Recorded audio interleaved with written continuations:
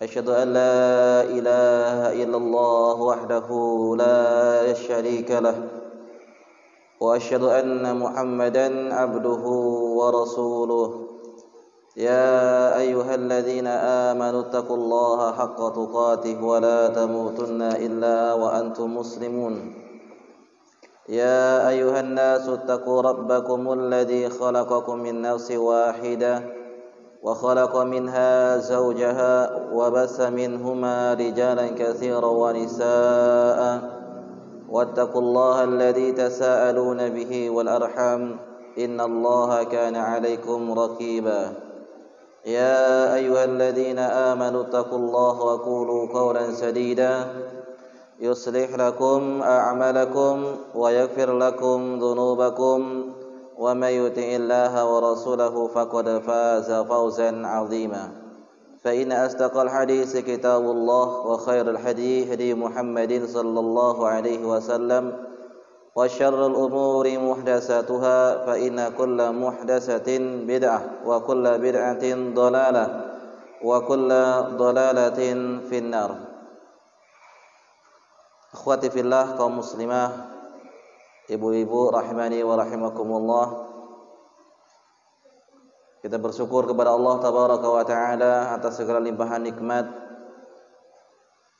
yang Allah Subhanahu wa taala berikan kepada kita semua, hingga pada pagi hari menjelang siang ini kita bisa kembali berkumpul di salah satu rumah di antara rumah-rumah Allah Subhanahu wa taala yang ada di atas muka bumi ini, dengan tujuan yang mulia, yaitu untuk menghilangkan kebodohan yang ada pada diri sendiri dan kebodohan yang ada pada orang lain, yaitu menuntut ilmu agama yang merupakan kewajiban seorang muslim dan muslimah.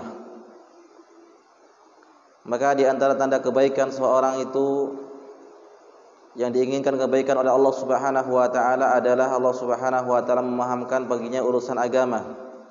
Sebagaimana sebagaimana Rasulullah sallallahu alaihi wasallam bersabda, "Man yuridillahu bihi khairan yufaqihu fid din." Dan barang siapa yang dikehendaki oleh Allah Subhanahu wa taala kebaikan, maka Allah akan pahamkan baginya urusan agama. Maka kebalikan daripada pemahaman tersebut, bila Allah tidak menghendaki bagi seorang itu kebaikan, maka Allah tidak akan pahamkan baginya agama. Maka jalan kebaikan baik di dunia ataupun di akhirat tidak lain adalah dengan cara kita menuntut ilmu agama, mendengarkan firman Allah Subhanahu wa taala dan hadis Nabi sallallahu alaihi wasallam. Akhwati fillah, kaum muslimah, ibu-ibu rahimani wa rahimakumullah. Kita lanjutkan pada hari ini pembahasan kitab Arba'in An-Nawawi yang ditulis oleh Abu Zakaria Yahya ibn Sharaf An-Nawawi Asy-Syafi'i. Sekarang kita memasuki hadis yang ke-19. Al-hadisu at-tasi'u asyar. Hadis yang ke-19. Hadis ini dikeluarkan oleh Imam At-Tirmidzi dalam kitab Sifatul Qiyamah, Imam Ahmad dalam musnadnya, dan Al-Hakim di dalam kitabnya Al-Mustadrak, dari sahabat Nabi sallallahu alaihi wasallam yang berkunyah An Abil Abbas, Abdullah ibn Abbas radhiyallahu taala anhuma. Kita akan bacakan terlebih dahulu hadisnya, setelah itu baru kita akan menjelaskan. An Abil Abbas, Abdullah ibn Abbas radhiyallahu taala anhuma, dari Abul Abbas, Abdullah ibn Abbas radhiyallahu taala anhuma. Qala, dia mengatakan, kuntu khalfan Nabi sallallahu alaihi wasallam, dahulu aku pernah dibonceng oleh Nabi sallallahu alaihi wasallam, di belakang Nabi. Kuntu khalfan Nabi sallallahu alaihi wasallam yauman, pernah suatu hari aku di belakang Nabi sallallahu alaihi wasallam, dibonceng.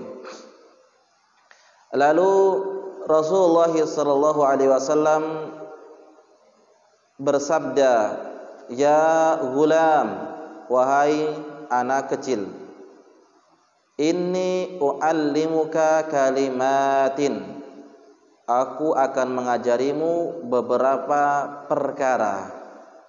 Aku akan mengajarimu beberapa perkara yang penting. Lalu Nabi mengatakan yang pertama, ihfadillaha yahfadka. Jagalah Allah, niscaya Allah akan menjagamu. Ihfadillaha tajidhu tujahaka. Jagalah Allah, niscaya engkau akan mendapatinya di hadapanmu.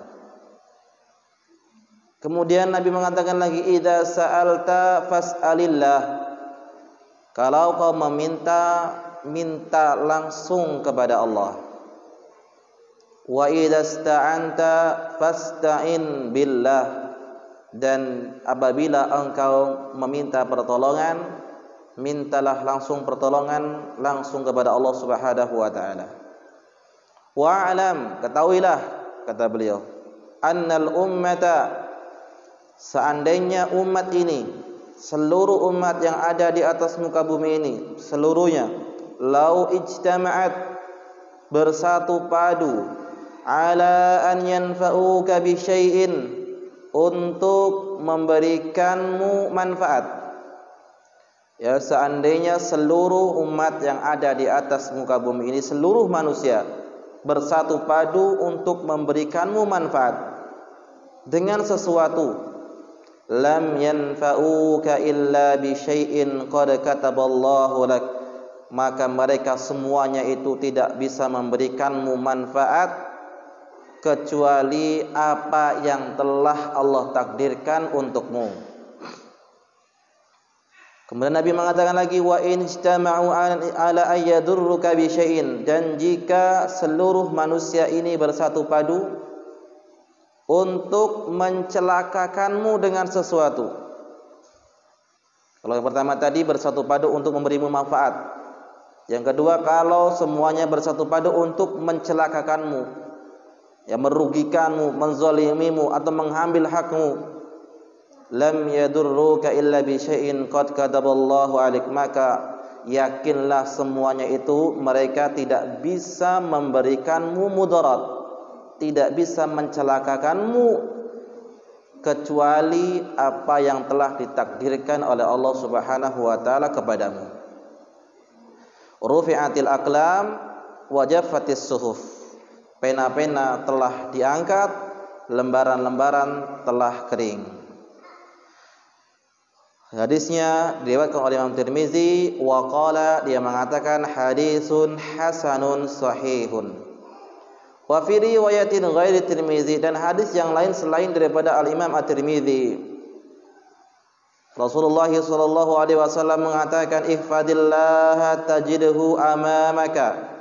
Jagalah Allah, niscaya engkau akan mendapatinya di hadapanmu. Ta'arraf ilallahi fir rakha'i ya'rifka fis syiddah. Kenalilah Allah di saat engkau lapang, niscaya Allah akan mengenalimu di saat engkau sulit.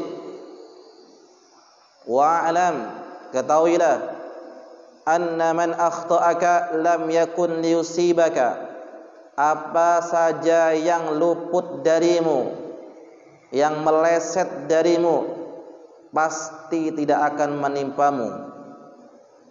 Wa ma asabaka lam yakun liyukhti'aka, demikian pula apa saja yang akan menimpamu, apa saja yang akan menimpamu pasti tidak akan meleset darimu.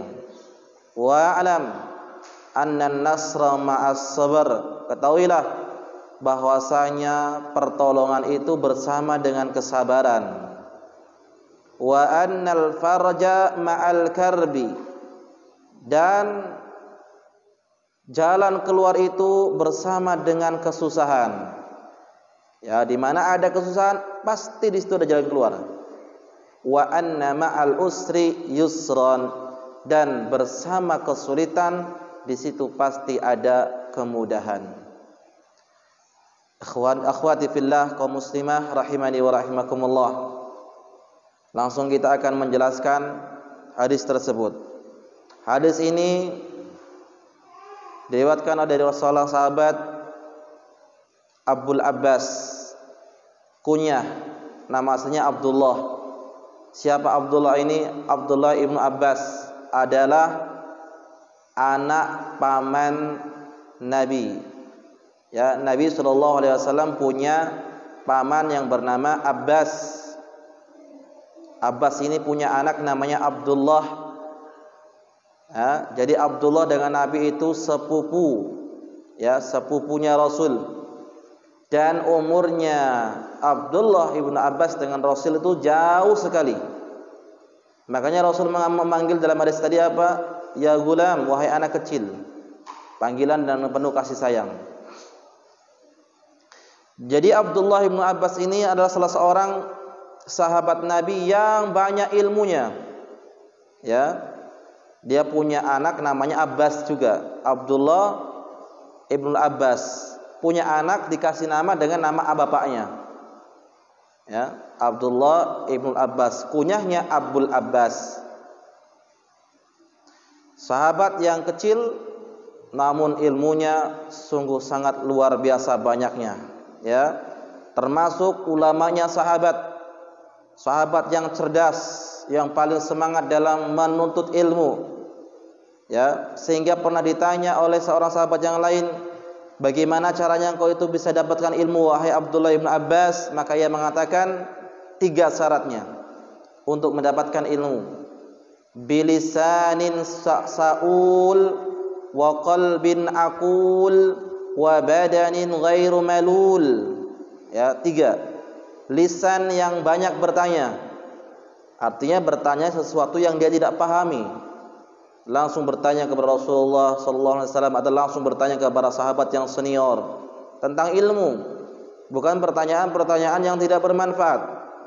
Wa qalbin aqul, yaitu hati yang selalu berpikir, memikirkan, menghafal, ya, mempelajari, mentelaah. Wa badanin ghairi malul, dan badan yang tidak capek, tidak pernah letih, tidak mudah capek. Artinya dia mau susah-susah untuk belajar ilmu agama. 3 syaratnya. Banyak bertanya, kemudian dia hati yang berpikir, mentelaah, memurojaah, menghafal, dan badan yang tidak capek, artinya dia berusaha keras. Ini kuncinya yang didapatkan oleh Abdullah ibn Abbas sehingga beliau menjadi turjumal Quran, ya, penterjemah Al-Quran. Karena Nabi SAW pernah mendoakan Allahumma faqihu fid din wa 'allimhu ta'wila. Ya Allah, jadikanlah bocah ini adalah anak yang paham dengan urusan agama, dan jadikanlah dia adalah orang yang paham dengan tafsir Al-Quran. Makanya Abdullah bin Abbas meskipun kecil, tapi beliau itu dijadikan sebagai salah satu dewan suranya, dewan fatwanya ahli Badar. Padahal di dewan surah tersebut banyak sahabat-sahabat yang senior-senior, ya, mantan-mantan dari peperangan Badar. Tidak ada anak-anak yang kecil kecuali Abdullah bin Abbas. Padahal Abu Bakar punya anak kecil, ya, Utsman, Umar, Ali dan seterusnya banyak punya anak kecil, tapi Abdullah bin Abbas hadir di situ, ya, dan pendapatnya rata-rata itu disetujui oleh para sahabat-sahabat yang lain, ya. Baik, itu sekilas tentang perawi hadis ini, yaitu Abdullah bin Abbas radhiyallahu taala anhuma. Kemudian perkataan Nabi sallallahu alaihi wasallam khalfan Nabi, bahwasanya perkataan Abdullah bin Abbas mengatakan dahulu saya bersama Nabi di belakang, dibonceng. Artinya apa? Bolehnya kita itu membonceng orang di belakang kita dengan menaiki kuda atau keledai, dengan syarat tidak memberatkan, ya, kuda tersebut. Kalau terlalu banyak penumpangnya atau terlalu berat, maka ini termasuk penyiksaan, maka tidak boleh, ya.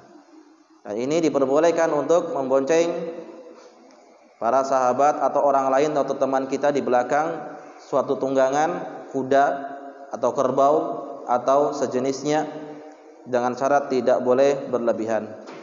Kemudian perkataan Nabi sallallahu alaihi wasallam, ya gulam, wahai anak kecil, inni uallimuka kalimat, ini merupakan panggilan kasih sayang kepada seorang anak. Ya. Makanya para Arab mengatakan at-tufulatu lam turja.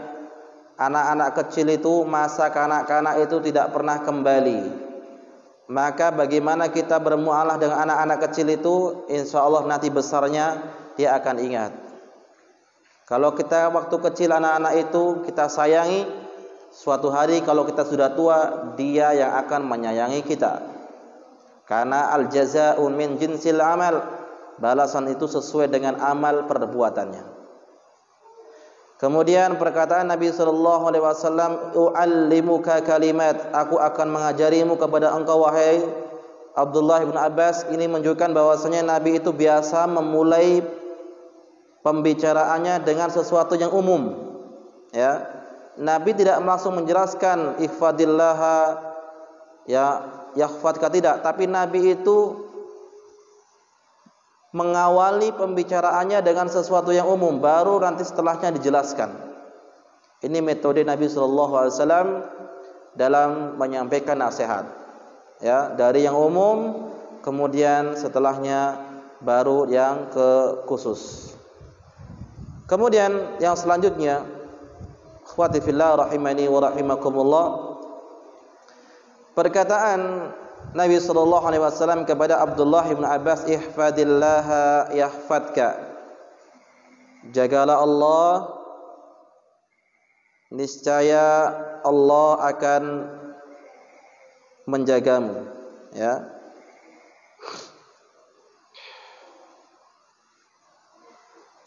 Jagalah Allah, niscaya Allah akan menjagamu. Ini adalah kalimat yang sangat besar, yang sangat mulia, mengandung makna yang besar, yaitu barang siapa yang menjaga Allah, Allah akan menjaga kita. Apa yang dimaksud menjaga Allah? Ya, yang dimaksud menjaga Allah bukan berarti kita jaga Allah. Ya, tidak. Allah tidak butuh dengan penjagaan kita. Ya. Yang dimaksud dengan menjaga Allah di sini adalah menjaga batasan-batasan yang telah ditetapkan oleh Allah Subhanahu wa taala. Ya, menjaga syariatnya, mengamalkan perintahnya, meninggalkan larangannya. Itulah yang disebut dengan at-taqwa. Ya. Jadi itu menjaga Allah Subhanahu wa taala, bukan menjaga zatnya Allah. Tapi yang dimaksud menjaga Allah adalah menjaga syariat. Ya, bagaimana supaya syariat ini tegak? Kalimat la ilaha illallah itu tegak di atas muka bumi ini. Bagaimana agar dakwah terus berjalan? Bagaimana supaya Islam itu mulia di atas muka bumi ini? Mengerjakan perintah-perintah Allah dan meninggalkan larangan-larangan Allah. Itu yang dimaksud dengan menjaga Allah. Apa balasan bagi orang-orang yang mengerjakan syariat Allah tersebut, menjaga agama ini, ya, berdakwah, mengamalkan agama, menjaga batasan-batasannya? Balasannya Allah akan menjagamu. Bagaimana penjagaan Allah kepada kita? Ada dua, ya. Penjagaan Allah kepada kita itu ada dua. Yang pertama, penjagaan Allah tentang kepada kita dari urusan dunia. Ya, Allah menjaga kita dari urusan dunia, seperti dijaga diri kita, akal kita dari kegilaan, dijaga badan kita dari segala macam penyakit, dijaga harta kita dari kebangkrutan, dijaga anak kita, ya, dari kebinasaan, dan dijaga urusan kita, usaha kita dari kebangkrutan dan seterusnya. Ini maksud penjagaan Allah yang pertama kepada kita dalam urusan dunia. Makanya siapapun yang menjaga Allah Subhanahu wa taala, yang menjaga syariat Allah, hidupnya pasti dia akan bahagia. Namun bila dia tidak menjaga Allah, tidak menjaga syariat Allah Subhanahu wa taala, maka hidupnya dia akan sengsara. Ya. Jadi penjagaan Allah Subhanahu wa taala kepada seorang muslim dan muslimah itu adalah yang pertama dalam urusan dunia. Ya. Jika seorang muslimah dia taat kepada Allah Subhanahu wa taala, takut dengan siksaan Allah sehingga dia pun menutup auratnya, menjaga diri di rumah, tidak keluar rumah kecuali sesuatu yang dibutuhkan, mentaati suaminya dan seterusnya. Bagi para wanita, dia kerjakan, menunaikan kewajiban-kewajibannya, maka Allah akan menjaganya. Ya, lihat, bagi para wanita yang semakin taat kepada Allah, Allah pun akan mudahkan urusannya. Ya, kalau dia semasa hidupnya menutup aurat, maka urusannya dipermudah, lahirnya, melahirkan anaknya dipermudah, badannya sehat, anak-anaknya sehat, hartanya dijaga. Ya, itu penjagaan Allah ketika dalam urusan dunia. Dan ada yang lebih penting, jauh lebih penting daripada hanya sekedar Allah Subhanahu wa taala menjaga urusan dunia, yaitu menjaga urusan agama kita. Ya. Jadi penjagaannya ada dua, penjagaan urusan dunia dan penjagaan Allah kepada kita dalam urusan agama. Wa amma fid din fa inna yahfadhu alaihi ad-din bihaitsu la yuqdima ala ma'siyatin wa la tarki wajibatin. Yaitu jika Allah menjaga agama kita, ya dalam urusan agama kita, maka kita tidak melakukan kemaksiatan dan tidak meninggalkan kewajiban. Ya. Ini yang jauh lebih penting yang harus kita perhatikan. Maka seorang itu bisa istiqomah di atas jalan kebenaran bila dia itu betul-betul menjaga hak-hak atau batasan-batasan Allah Subhanahu wa taala. Kemudian yang selanjutnya, perkataan yang selanjutnya, ihfadillaha tajidhu tujahaka, jagalah Allah niscaya engkau akan mendapatinya di hadapanmu. Diulang kembali, hampir mirip dengan yang pertama. Artinya apa? Allah Subhanahu wa taala menjaga, yaitu yadulluka ala ma fihil khair, yaitu Allah akan menunjukkanmu ke jalan yang benar, yang lurus. Ya. Jadi kita betul-betul istiqomah, betul-betul mencari kebenaran, Allah akan tunjukkan kepada kita jalan yang lurus. Maka yang pertama penjagaan Allah, yang kedua adalah petunjuk Allah kepada kita. Nah, ini yang harus kita perhatikan supaya kita betul-betul dijaga oleh Allah Subhanahu wa taala. Akhwati fillah rahimani wa rahimakumullah. Maka ketahuilah, siapapun ya di antara kita, baik muslim atau muslimah, yang betul-betul menjaga Allah Subhanahu wa taala, menjaga hak-hak Allah, menjaga agama Allah, Allah akan tolong. Tapi sebaliknya bila dia meremehkan, ya, meremehkan hak Allah, meremehkan agama Islam ini, kebinasaan akan ia dapatkan. Lihat kisah-kisah terdahulu, sebagaimana anaknya pamannya Nabi Abu Lahab. Abu Lahab punya dua anak yang bernama Utbah dan Utaibah, yang mana dua-duanya ini pernah dinikahkan langsung dengan istrinya Nabi, dengan anaknya Nabi sallallahu alaihi wasallam yang bernama Ruqayyah dan Ummu Kulsum. Ya, Abu Lahab punya dua anak, Utbah dan Utaibah. Dua-duanya dinikahkan dengan Ruqayyah dan Ummu Kulsum, anaknya Nabi sallallahu alaihi wasallam. Namun setelah Nabi itu diangkat menjadi nabi, berdakwah tauhid, sehingga Abu Lahab benci dan memerintahkan kepada Utbah dan Utaibah untuk menceraikan Ruqayyah dan Ummu Kulsum. Sehingga suatu hari Rasulullah itu pernah dicaci maki, bahkan diludahi mukanya oleh dua orang ini. Maka Rasulullah berdoa kepada Allah, Allahumma sallit alaihima kalbun min kilabika. Ya Allah, kuasakanlah kepada keduanya anjing dari anjing-anjingmu atau singa, ya. Maka betul doanya Nabi sallallahu alaihi wasallam sehingga suatu hari Utbah dan Utaibah ini berjalan pergi menuju Syam untuk berdagang. Kan jarak dari Madinah atau Mekah ke Syam itu kan jauh. Jadi dia istirahat di jalan, tertidur. Dia bukan cuma 2 orang, banyak pedagang-pedagang yang lain yang ikut bersamanya. Namun ketika malam hari datang singa, ya. Datang singa menghampiri 2 orang ini, anaknya Abu Lahab. Yang lain tertidur.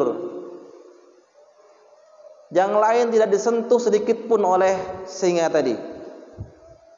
Singa tersebut datang menghampiri Utbah dan Utaibah, lalu dia berpikir, rupanya betul apa yang disampaikan atau yang didoakan oleh Nabi sallallahu alaihi wasallam. Teringat apa kata Nabi saya di kota Mekah. Sungguh Nabi itu dapat membunuh, atau sungguh Muhammad itu dapat membunuhku meskipun dia jauh di kota Mekah. Sehingga apa yang terjadi? Utbah dan Utaibah dihabiskan atau diterkam oleh singa tadi dan meninggal dunia. Ya, ini pasti. Orang kalau menghina Allah, tidak menjaga hak Allah, itu akan binasa di dunia. Ya. Sebaliknya kalau dia menjaga Allah Subhanahu wa taala, maka Allah Subhanahu wa taala akan menjaganya. Itu menjaga agama Allah Subhanahu wa taala. Baik. Oleh karena itu, akhwati fillah rahimani wa rahimakumullah, bila kita betul-betul mengamalkan agama ini, bila kita betul-betul mengerjakan perintah Allah, setelah kita meninggal dunia, Allah akan menjaga keturunan kita. Ya, lihat di kisah dalam surat Al-Kahfi, bagaimana 2 anak orang yatim atau 2 anak yatim yang mana keduanya, bapak kedua tersebut adalah orang yang soleh. Allah mengatakan, wa ammal jidaru fakana li ghulamaini yatimaini fil Madinah. Adapun dinding itu adalah merupakan dalamnya ada punya 2 anak yatim di kota Madinah. Wa kana tahtahu kanzun lahuma, dan di bawah dinding tersebut ada perhiasan untuk keduanya. Lalu Allah mengatakan, wa kana abuhuma salihah, dan kedua anaknya, kedua orang tuanya itu adalah orang-orang yang soleh. Artinya orang tua dari kedua anaknya itu soleh, sehingga Allah jaga harta tersebut, Allah jaga keturunannya. Maka akhwati fillah kaum muslimah rahimani wa rahimakumullah, di antara bentuk penjagaan kita terhadap anak kita adalah dengan kita betul-betul menjadi hamba Allah yang soleh dan solehah. Karena kalau kita meninggal dunia, langsung Allah yang akan menjaga keturunan kita. Ya, oleh karena itu salah seorang ulama tabi'in yang bernama Sa'id ibn Musayyib, menantu dari Abu Hurairah radhiyallahu ta'ala anhu, dia pernah sholat, lalu sholatnya dilamakan. Ketika sholat dia ingat dengan anak-anaknya, dengan keluarganya. Lalu dia mengatakan, inni la azidanna fi sholati li ajlika. Sesungguhnya aku menambah lama ruku'ku, menambah lama sujudku, itu untuk kebaikan anak-anakku. Ya, ini dia. Jadi hamba Allah yang soleh dan soleha, niscaya Allah akan menjaga keturunan kita, menjaga anak-anak kita dari berbagai macam bahaya. Karena al-jaza min jinsil amal, balasan sesuai dengan amal perbuatan. Kemudian kalimat yang berikutnya, al-kalimatus salisah, idza sa'alta fas'alillah.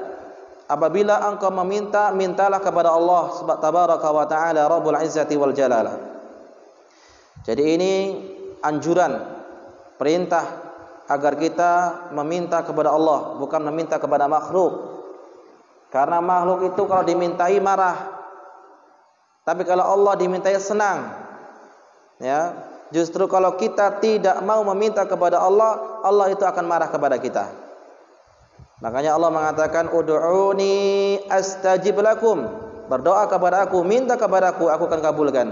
Innal ladzina yastakbiruna an ibadati sayadkhuluna jahannama dakhirin. Sesungguhnya orang-orang yang sombong orang-orang yang enggan untuk berdoa kepadaku, dia akan masuk ke dalam neraka dengan hina dan dina.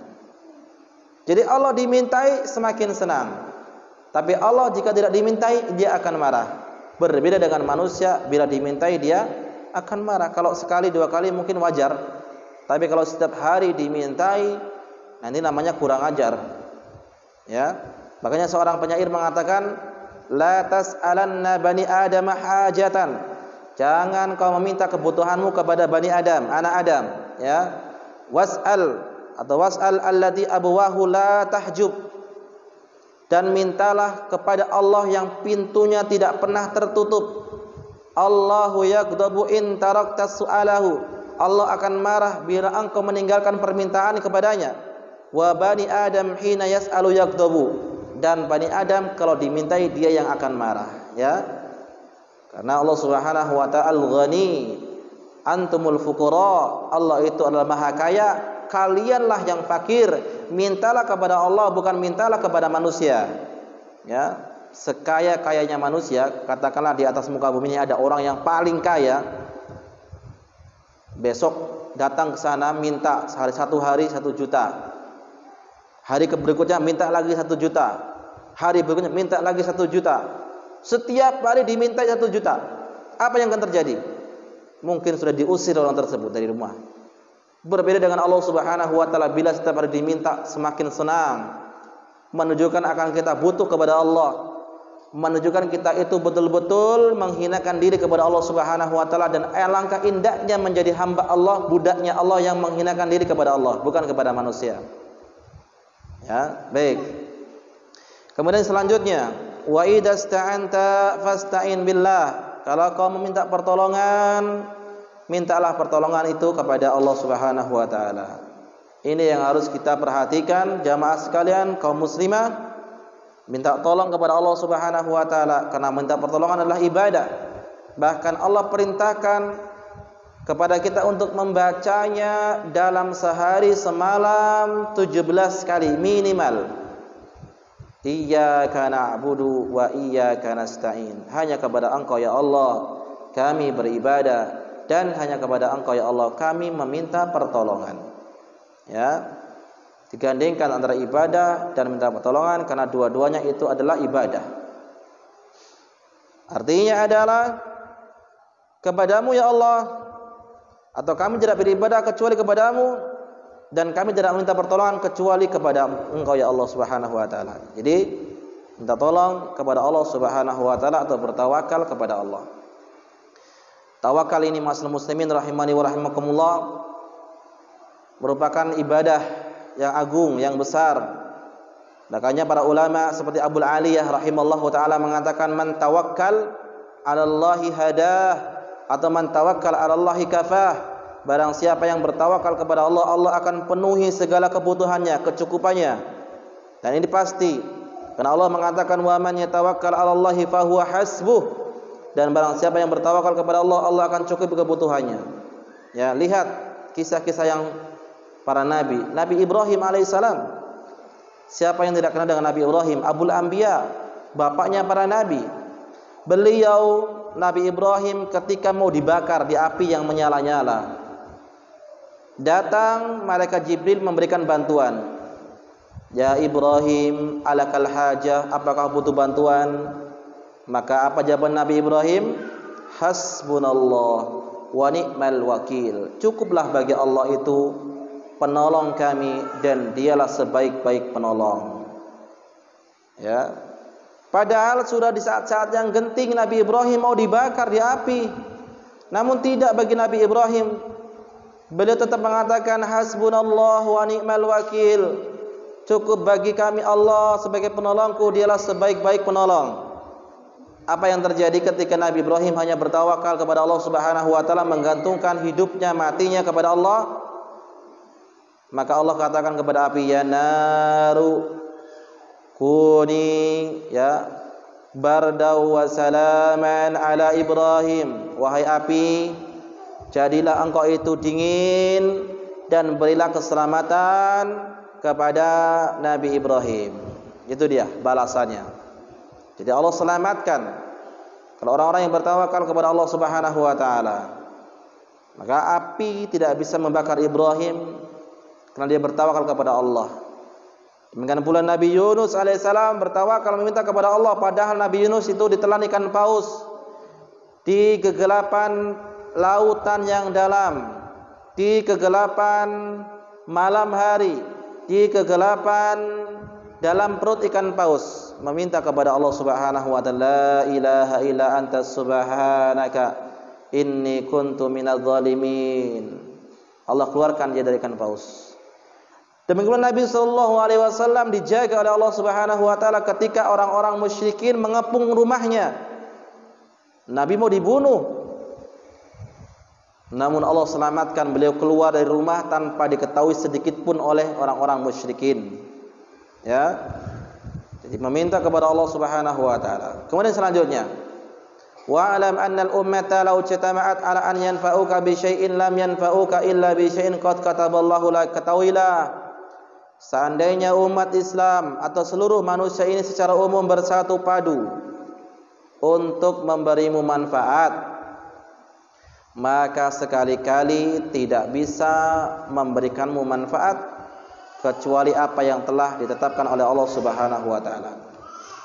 Ini harus kita ketahui ya, bahwasanya apapun usaha kita, seberapa keras pun usaha kita untuk memberikan hidayah kepada orang supaya dia itu bisa mengenal sunnah, supaya dia itu bisa menutup aurat, supaya dia itu bisa kenal Allah, bertauhid.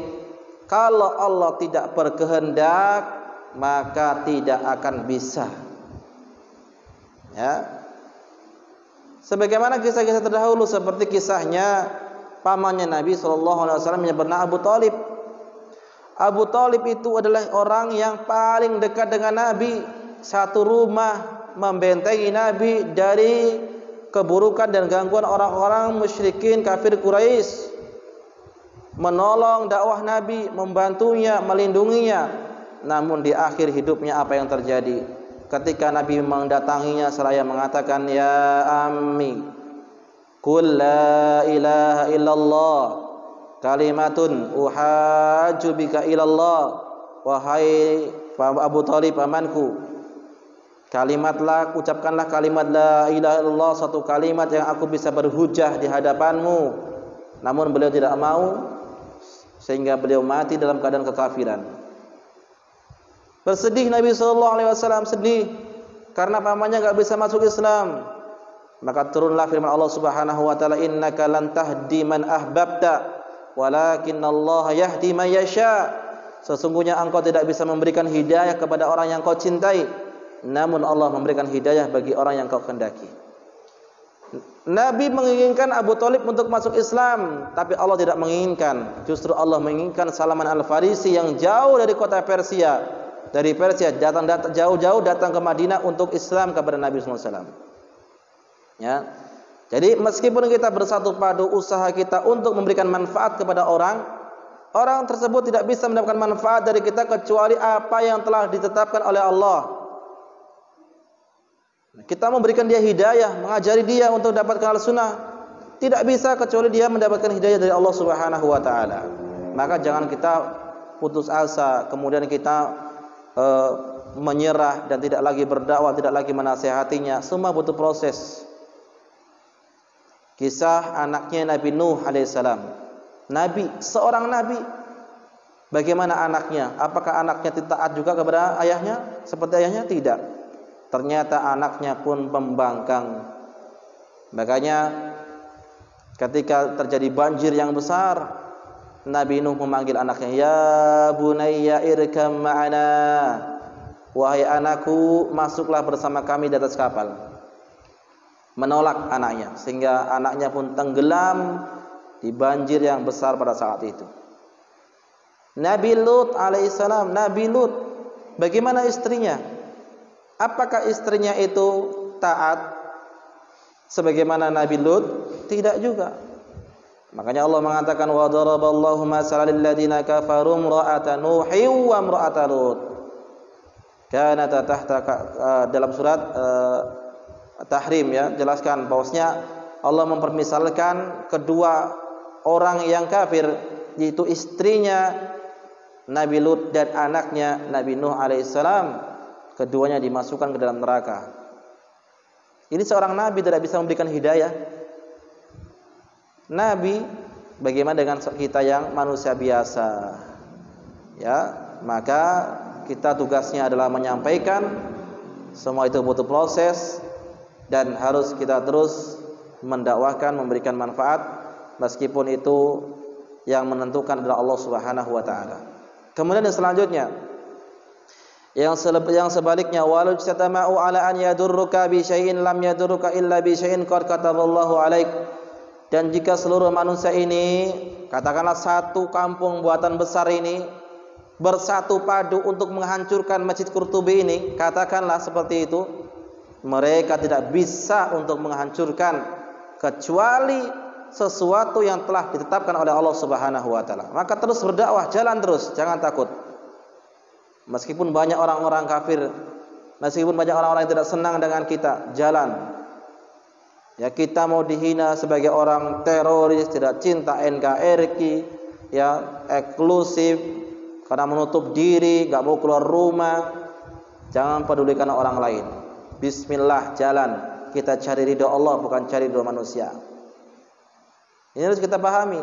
Kalau orang tersebut berusaha mencelakakan kita, bahkan mungkin mau bunuh kita, yakin mereka tidak bisa membunuh kita kecuali yang telah ditetapkan oleh Allah Subhanahu wa taala. Maka dengan seperti ini kita menjadi berani, ya, bertauhid kepada Allah, karena segala sesuatunya itu di atas takdir Allah. Ya. Baik, yang selanjutnya, rufi'atil aqlam wa jaffatis suhuf. Pena-pena telah diangkat, lembaran-lembaran telah kering, artinya takdir Allah itu sudah tertulis dan tidak bisa lagi berubah. Hadisnya diriwayatkan oleh Imam At-Tirmidzi, hadisun hasanun sahih.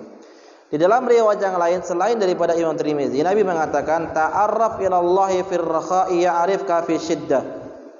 Kenali Allah di saat lapang, maka Allah Subhanahu wa taala akan mengenalimu di saat sulit. Bagaimana cara mengenali Allah di saat lapang itu? Dengan menjaga hak Allah tadi.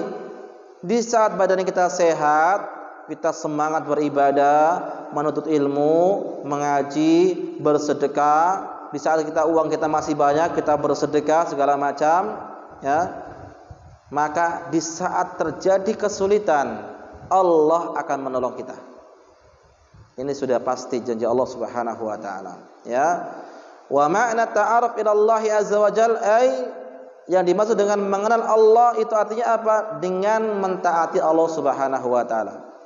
Pokoknya di saat sehat itu kita taat kepada Allah, bukan sebaliknya di saat sehat gunakan untuk maksiat, atau di saat banyak duit gunakan untuk berpoya-poya. Hati-hati, nanti pas di saat sulit Allah tidak tolong dia. Jadi mengenali Allah Subhanahu wa taala, mentaati Allah itu bukan hanya di waktu sempit. Kadang orang itu berdoa kepada Allah kalau sudah ditimpa musibah baru berdoa. Ya, kalau sudah sakit baru berdoa. Ya Allah, sembuhkanlah aku, sembuhkan ini. Waktu sehat dia lupa sama Allah. Ketika sakit baru dia ingat. Tidak, sebagai seorang muslim tidak seperti ini. Muslim dan muslimah ketika dia sehat dia ingat Allah, dan sakit pun dia ingat Allah. Ketika dia kaya dia ingat Allah, bersedekah rajin, dan ketika susah maka Allah akan menolongnya. Seperti itu, ya. Jadi ingat Allah Subhanahu wa taala itu kapanpun, tidak menunggu waktu-waktu yang sulit. Maka bagaimana perasaan antum, ya? Antum itu punya kawan. Kawan itu datang kalau dia butuh saja. Butuh datang pinjam duit atau bantuan, baru menghubungi telepon segala macam. Bagaimana perasaan antum? Ibu-ibu sekalian, pasti gak suka. Ya, maka Allah perumpamannya lebih tinggi lagi seperti itu. Maka Allah perumpamannya lebih tinggi lagi, dan Allah Subhanahu wa taala akan menolong hamba-hambanya yang mengenali Allah, yang mentaati Allah di saat lapang ataupun di saat sulit. Ya, perintah kita untuk mengenal Allah Subhanahu wa taala, mentaati Allah di saat lapang dan di saat sulit. Maka ketika masa senang kita itu ingat Allah, maka Allah akan jaga kita di saat kita sulit. Itu pasti, ya.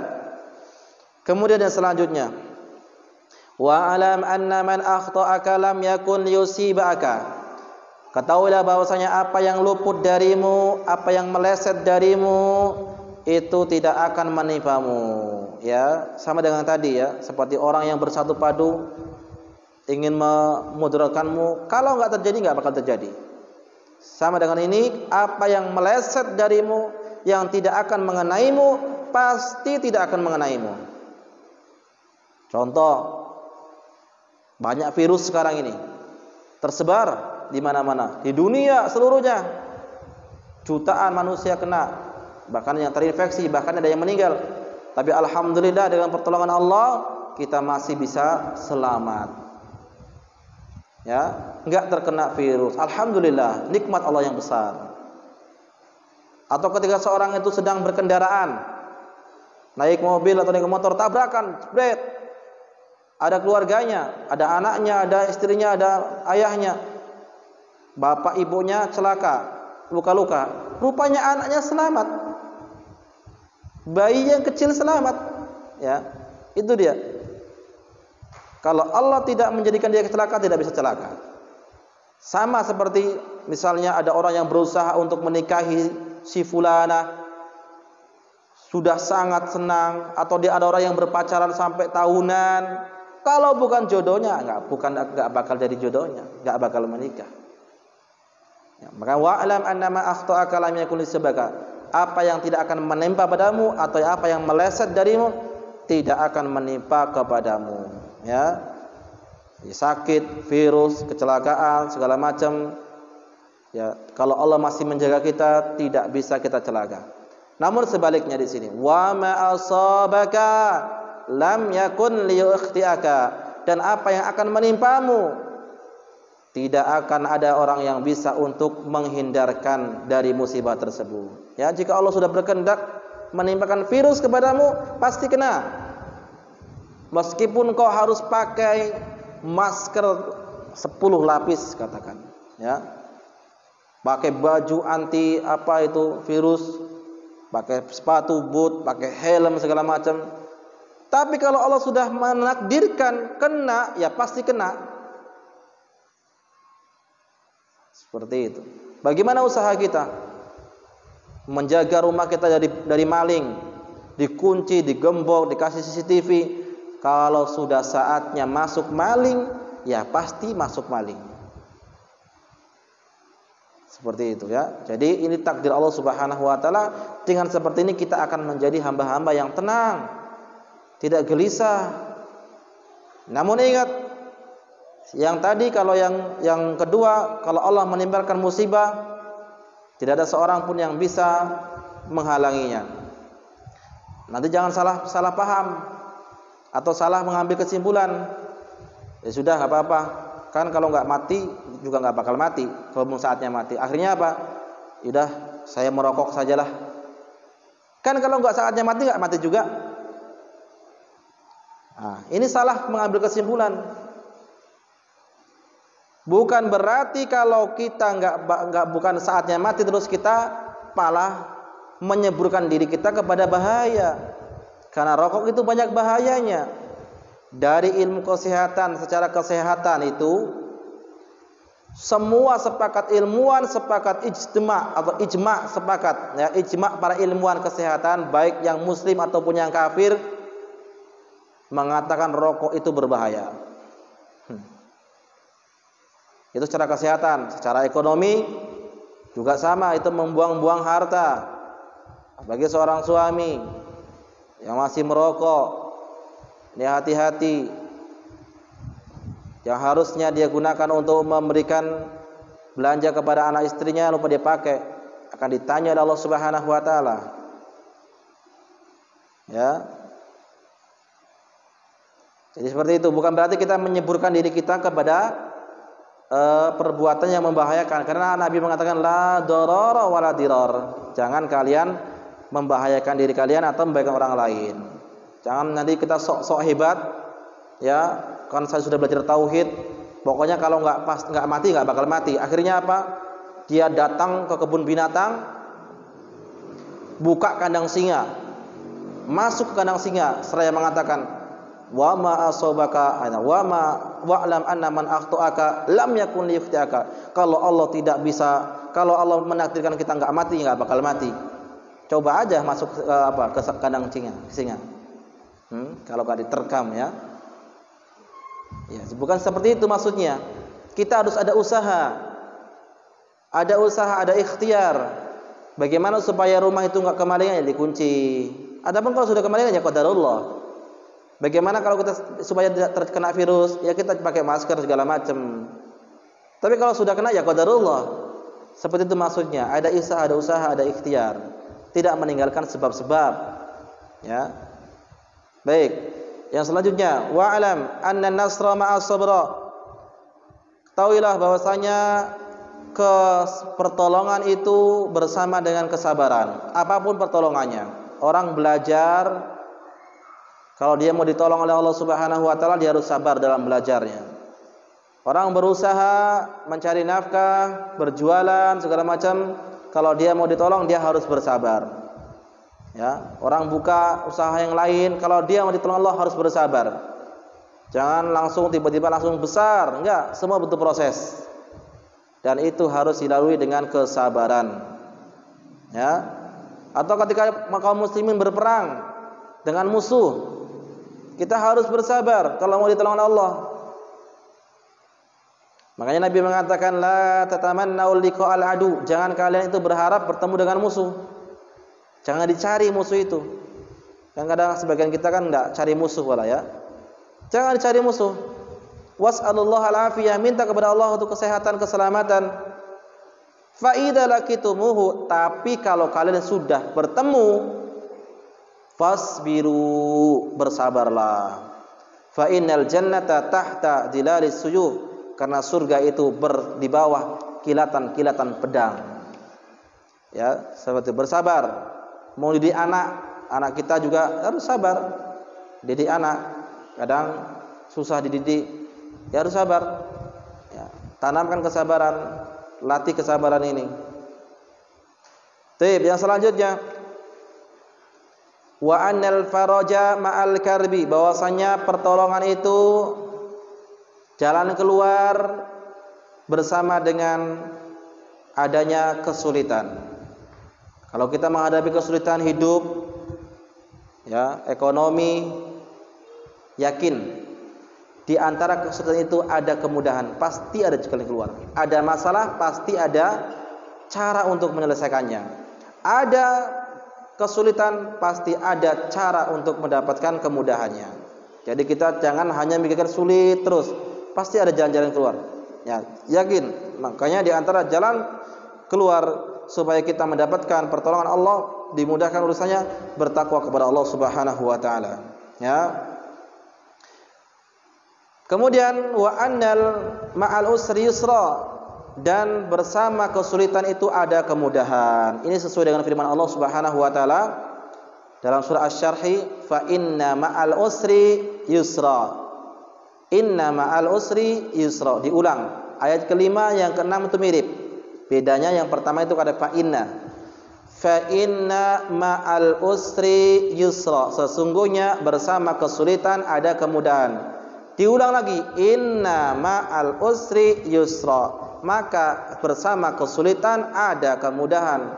Sebagian pakar bahasa Arab itu menafsirkan kalau ada dua kalimat yang diulang dalam bentuk yang sama seperti yusron, fa inna ma'al usri yusra. Inna ma'al usri yusra. Yusronya ada berapa? Ada dua, ya. Yusron yang enggak ada alif lamnya. Yusron. Kalau yang pertama ada alif lamnya, fa inna ma'al, ada alif lamnya, ya. Fa inna ma'al usri yusron. Fa inna ma'al usri yusron. Yang ada alif lamnya dua, yang ada enggak ada alif lamnya pun ada dua. Nah, pakar bahasa Arab menafsirkan kalau ada dua kalimat tanpa alif lam diulang, dalam bentuk yang sama, maka yang pertama itu berbeda dengan yang kedua. Artinya apa? Yang pertama tadi kemudahan, yang kedua kemudahan, berarti ada dua kemudahan. Sementara yang kalau kalimat al-usri, kalimat usrnya ada dua, itu pakai alif lam. Kalau pakai alif lam, meskipun diulang dua kali tetap satu. Artinya tetap satu. Artinya apa? Satu kesulitan ada dua kemudahan. Ya, kemudahannya lebih banyak daripada kesulitannya. Terkadang manusia enggak, mikirnya susah terus. Yang dipikir entah mana-mana, jauh, terlalu jauh. Padahal kemudahannya banyak. Ya, jalan-jalan untuk mendapatkan kemudahan itu banyak. Kita saja terkadang buntu pikirannya. Ya. Baik.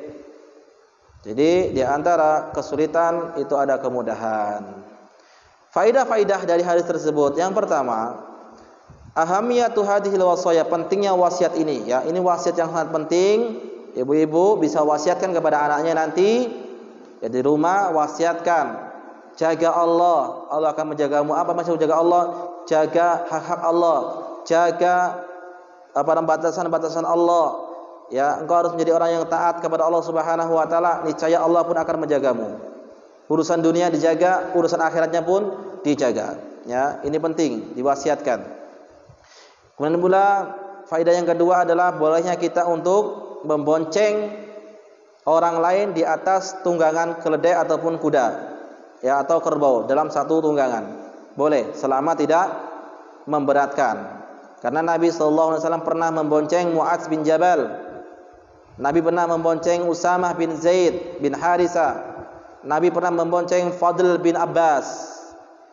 Ya, diperbolehkan.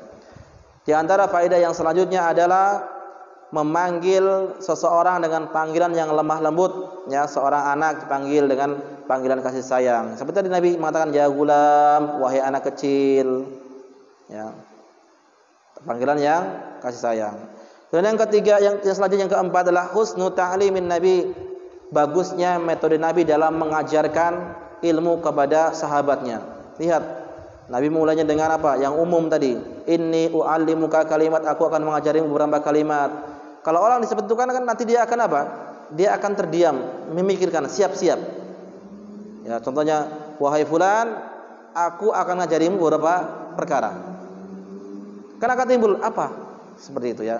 Sama dengan Nabi tadi, wahai anak kecil, aku akan mengajarimu beberapa kalimat. Akan terbayang dalam pikirannya, kalimat apa? Jadi sudah siap-siap untuk menerima nasihatnya. Ini diantara bagusnya metode Nabi Shallallahu Alaihi Wasallam dalam memberikan nasihat. Dalam hadis-hadis yang lain banyak, seperti Nabi mengatakan, atadruna manil ghibah, tahukah engkau orang yang ghibah? Ya, atadruna manil muflis, tahukah engkau itu orang yang bangkrut? Umum dulu, baru diperinci. Ya, seperti itu. Baik. Kemudian selanjutnya al-jaza min jinsil amal, balasan sesuai dengan amal kebaikan. Kalau kau mengenal Allah di waktu yang lapang, kalau di waktu sehat kau kenal Allah, waktu mudamu kenal Allah, habiskan untuk beribadah kepada Allah, ketika tua Allah akan menjagamu. Ya, kalau engkau mentaati Allah, ya, menjaga hak Allah, niscaya Allah pun akan menjagamu. Itu pasti. Al-jaza min jinsil amal. Kemudian selanjutnya, anna hifdzal mar'i lillahi azza wa jal wal muradu li huquqihi sababun li kaunillahi ta'ala yahdihi li siratal mustaqim. Bahwasanya apabila seorang itu menjaga hak Allah, itu merupakan sebab Allah Subhanahu wa taala menunjukkan kita ke dalam jalan yang lurus. Dari mana diambil? Dari hadis Nabi tadi, ihfadillah tajidhu tujahaka. Jagalah Allah, engkau akan mendapatinya di hadapanmu. Artinya Allah akan menunjukkanmu ke jalan yang benar, yang lurus, yang siratal mustaqim, ya, yang menghantarkan ke dalam surga Allah Subhanahu wa taala. Yang selanjutnya, annaka idza sa'alta fas'alillah. Jika kau minta kepada Allah Subhanahu wa taala, ya, jangan minta-minta kepada makhluk. Jangan jadi pengemis, minta-minta kepada makhluk, tapi minta kepada Allah, mengislah kepada Allah Subhanahu wa taala. Ya. Yang selanjutnya adalah al-isyaratu ila anal insan la yatlubu min ghairihi an yas'alallahu lahu. Ini perintah kepada kita semuanya bahwasanya manusia tidak berhak untuk meminta kepada selain Allah Subhanahu wa taala kecuali Allah saja. Ya. Yang selanjutnya adalah annaka tas'alillahi azza wa jalla kulla syai'in tahtaju ilaihi min umri dunya wa dunya wal akhirah fid din wad dunya as-saghir wal kabir. Maksudnya diperintahkan kita untuk meminta kepada Allah itu semuanya, perkara dunia dan perkara akhirat, yang besar ataupun yang kecil. Ya, jangan hanya perkara harta saja minta sama Allah. Perkara kesehatan enggak minta. Bahkan terkadang kita tidak pernah berdoa kepada Allah, ya Allah, lancarkanlah buang air seni saya. Pernah kita berdoa seperti itu? Pernah ya? Kecuali kalau sakit baru ya. Ya. Itulah kita. Makanya minta kepada Allah semuanya. Yang besar ataupun yang kecil. Jangan pas giliran sakit baru minta sembuhkan. Itulah kadang-kadang perkara-perkara yang ringan, buang angin, buang air kecil, itu adalah perkara yang tidak pernah kita minta untuk dimudahkan. Tapi semuanya dimudahkan oleh Allah Subhanahu wa taala dengan rahmatnya. Coba kalau antum enggak bisa kentut selama 3 hari. Apa yang antum rasakan? Ya. Kembung perutnya, sakit.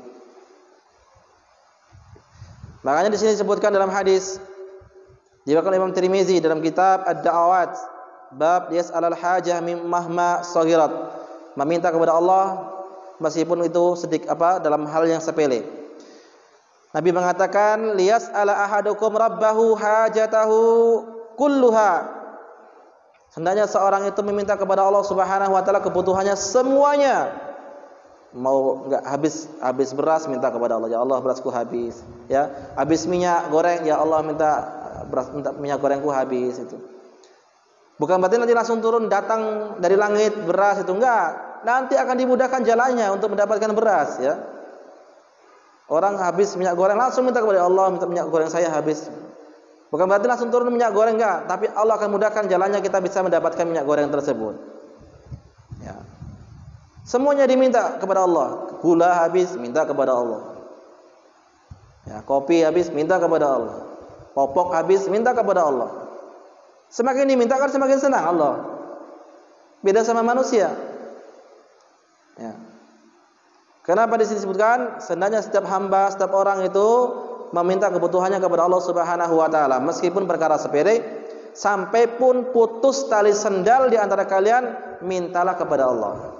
Tali sendal itu putus, minta kepada Allah Subhanahu wa taala, ya. Bukan berarti langsung turun tali sendal dari langit, enggak. Tapi insya Allah akan mudahkan jalannya, bisa memperbaiki sendalnya, mendapatkan sendal yang baru. Seperti itu loh maksudnya. Ya. Allah akan memberikan kemudahan.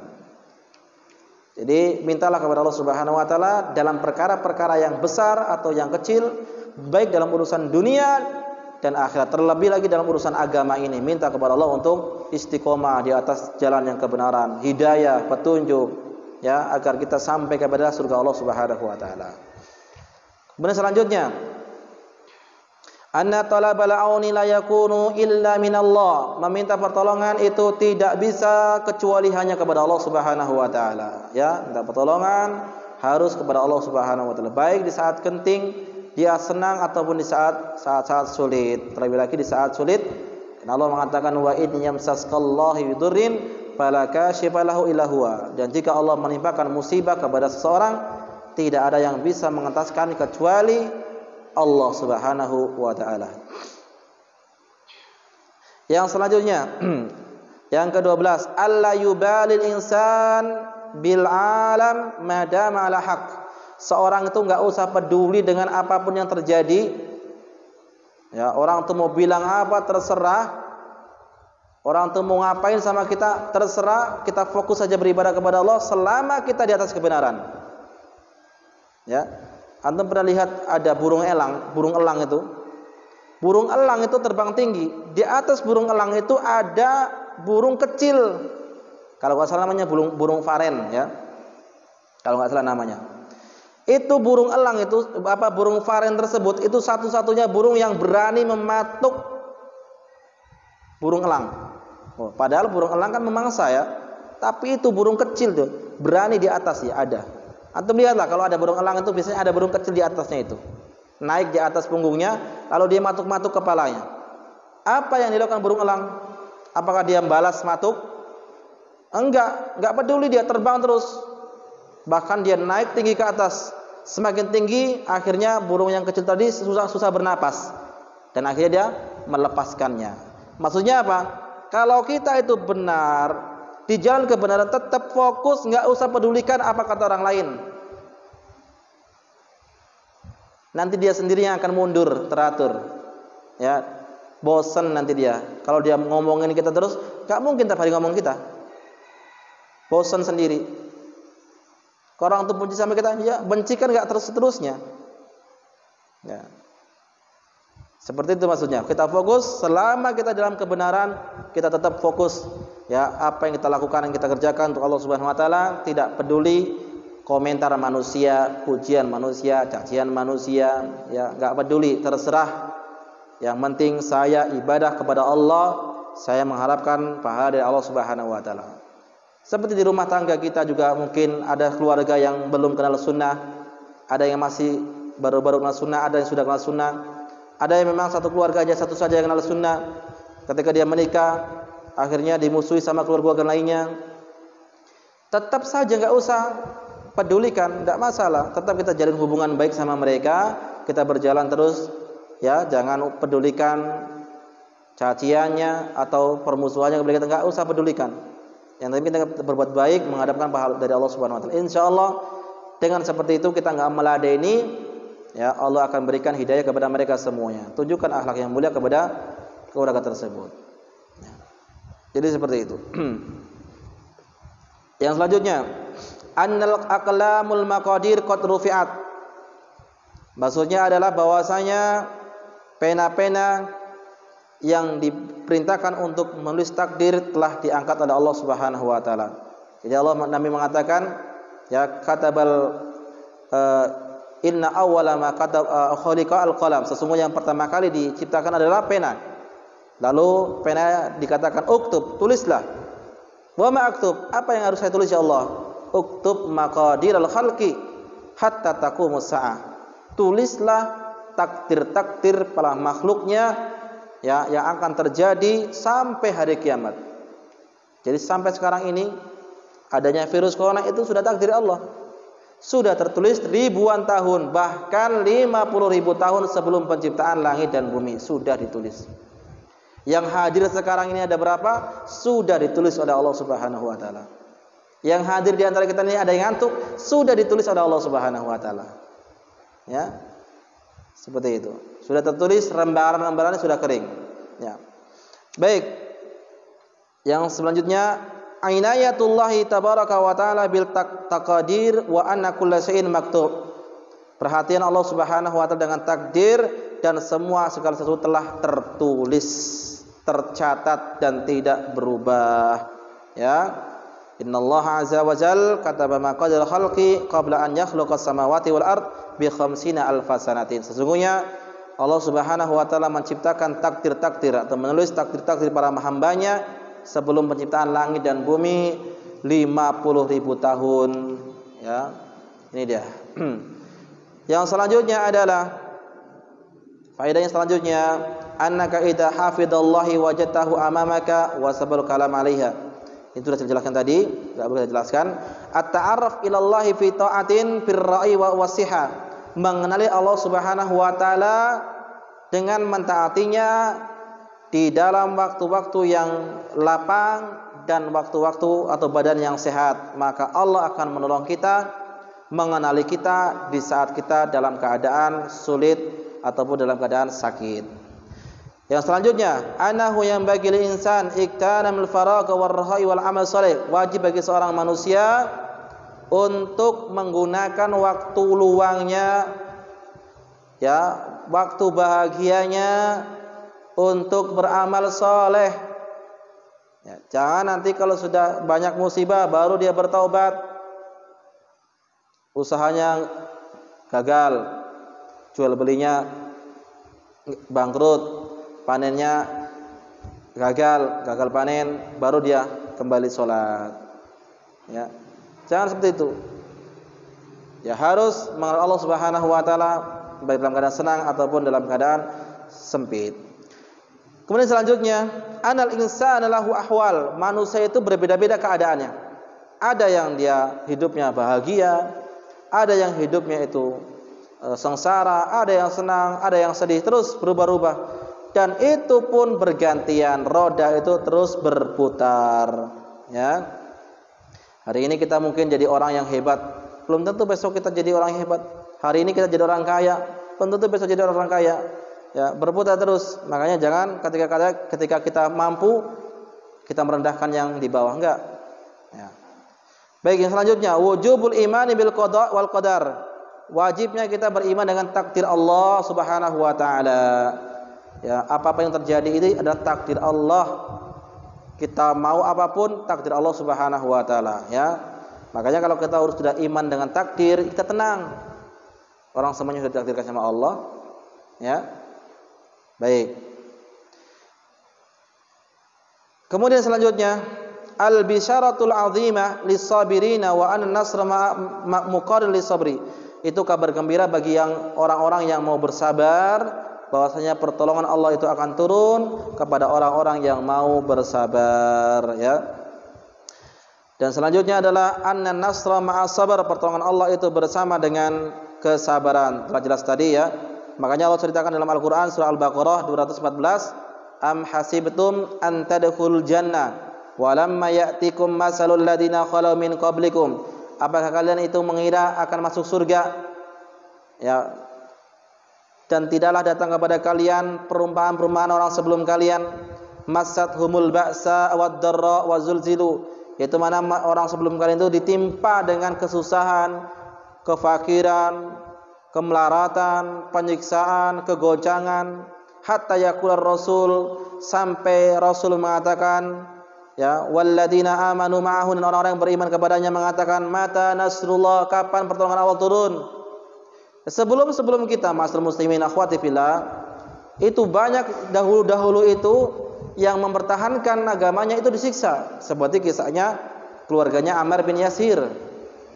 Ya, Ammar itu anaknya, Yasir itu bapaknya. Istrinya Yasir yang bernama Sumayyah. Dahulu masuk Islam, itu as-sabiqunal awwalun, pertama-tama masuk Islam. Bagaimana perilaku orang-orang kafir Quraisy kepada mereka? Karena keluarganya fakir, miskin. Akhirnya apa? Ammar itu bapaknya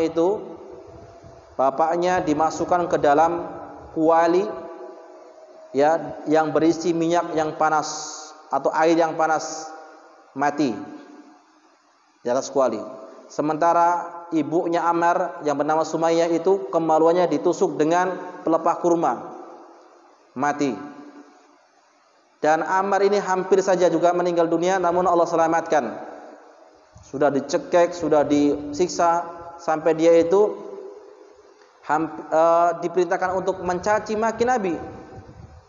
Karena enggak sadar, akhirnya pun dia terucap kata-kata yang isinya mencaci maki Nabi sallallahu alaihi wasallam. Ya. Banyak seperti itu, ada yang dibelah kepalanya, disisir rambutnya dengan besi. Bagaimana mereka mempertahankan agama?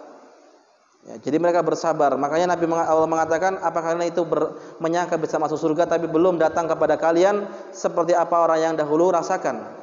Tidak akan diuji oleh Allah Subhanahu wa taala musibah. Kalau enggak diuji dengan penyakit, diuji dengan kekurangan. Kalau enggak diuji dengan kekurangan, diuji dengan anak-anak dan seterusnya. Banyak sekali ujian. Dan itu merupakan pertolongan Allah atau pengampunan dosa bagi seorang hamba, ya. Yang selanjutnya, annahu kullama istadat qurb wal farj aqrab. Semakin besar kesulitan, maka semakin dekat juga pertolongan Allah Subhanahu wa taala. Ya, kadang pertolongan Allah tuh di hampir-hampir saja. Kita sudah putus asa gitu. Itu di hampir-hampir itu baru datang pertolongan Allah. Saat-saat kita betul-betul menghambakan diri, di saat kita betul-betul menyerahkan semuanya kepada Allah, baru pertolongan Allah datang. Kadang kita yang tidak mau bersabar ya. Wallahu taala alam bisawab. Sampai di sini pertemuan kita. Ini hadis yang sangat luar biasa sekali. Kita berusaha untuk menghafalnya dan memahaminya dan mengajarkan kepada anak-anak kita. Baik, bila ada pertanyaan silakan ditulis pertanyaannya. Wallahu taala alam.